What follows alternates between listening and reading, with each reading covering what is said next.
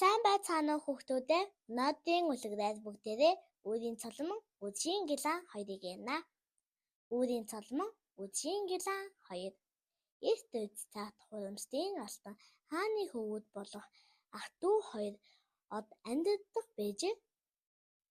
Тэдний алдрыг эчин шин гин.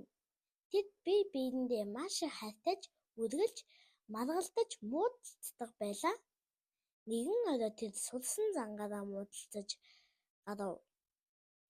Би чамаа сайгүй илүү гэрэлтдэг гэж шин ахыгаа даажигнан шоолов. Яалаа гэж дээ. Чи тийм биш. Харин би бүхэл шүнжэнгөө анивчин гэрэлтэж чадна хэмээн сүргэлөө. Тэгээд тэр дүүгээ аимшигтай чанга дээсээ давж гин.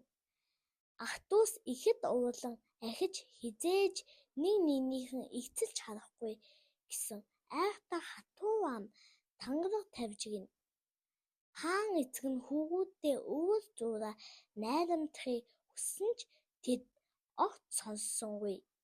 Тийхүү ах од чинь зөвхөн үдэш гэрэлтдэг үдшийн гилан, харин дүү чинь зөвхөн үүрээр гэрэлтдэг Үүрийн цолмон од болсон юм гэдэг.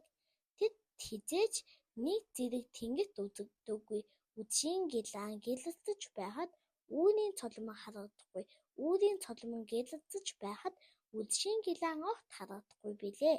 Харин аав нь хөвгүүддээ эвдрүүлэх гэж оролцоод байгаа юм гинлээ.